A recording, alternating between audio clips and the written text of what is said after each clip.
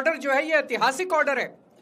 Court ने कहा है कि इतना फर्जी केस है, इतना फर्जी केस है, एक भी सबूत नहीं है, एक भी गवाह नहीं है कि इसमें मुकदमा भी नहीं चलाया जा सकता।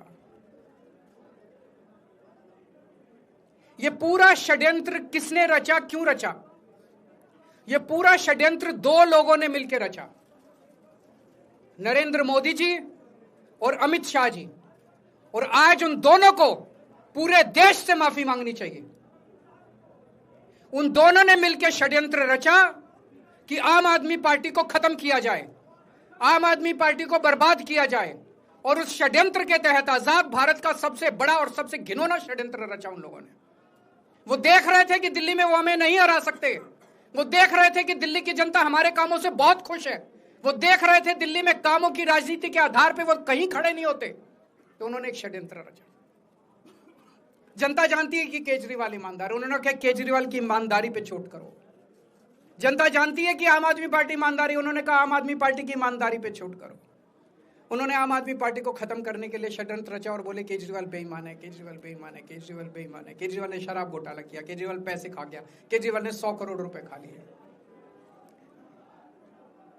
मैंने जिंदगी में केवल ईमानदारी कमाई है, मैंने जिंदगी में केवल इज्जत कमाई है, एक नया पैसा नहीं कमाया मैंने अपनी जिंदगी में। इन लोगों की तरह नहीं हूं मैंने जिंदगी में एक नया पैसा नहीं कमाया, केवल ईमानदारी कमाई है।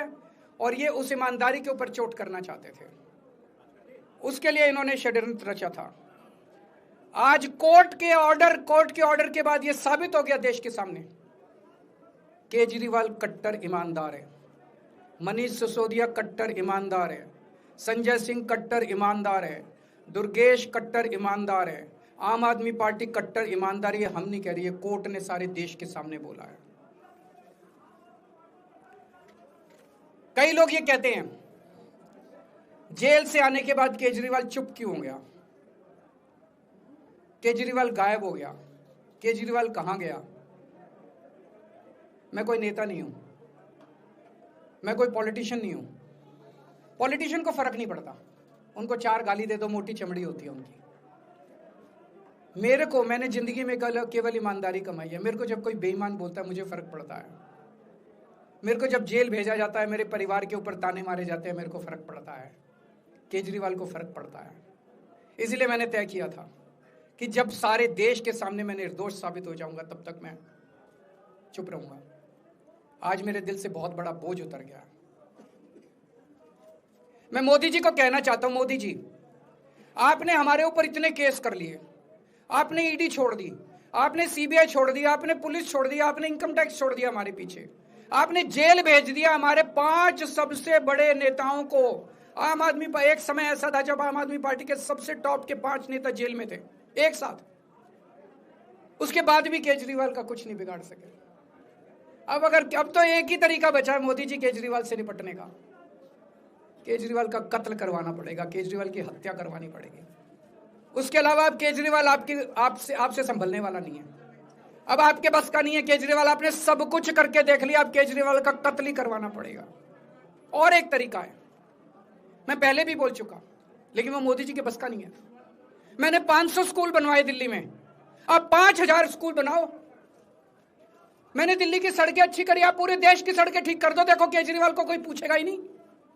केजरीवाल ने 200 मोहल्ला क्लिनिक बनाया, 20,000 मोहल्ला क्लिनिक बनाओ, आप तो देश के प्रधानमंत्री हो, अरे अच्छे काम करो ना। वो नहीं होता मोदी जी से, वो मोदी जी से नहीं होता। मैं उनको कहना चाहता हूं, प्रधानमंत्री जी, केवल सत्ता की जो प्रधानमंत्री मोदी जी की और अमित शाह जी की सत्ता की हवस है, ये उसका नतीजा है जो ये षड्यंत्र रचा गया। और इस षड्यंत्र का मैं बहुत छोटा हूं, हमारे परिवार ने बहुत भुगत भोगी है। मैं जेल गया, मेरी मां बीमार रहती है बहुत ज्यादा, उसको अस्पताल में एडमिट कराना पड़ा, बहुत रोई मेरी मां, बहुत रोई।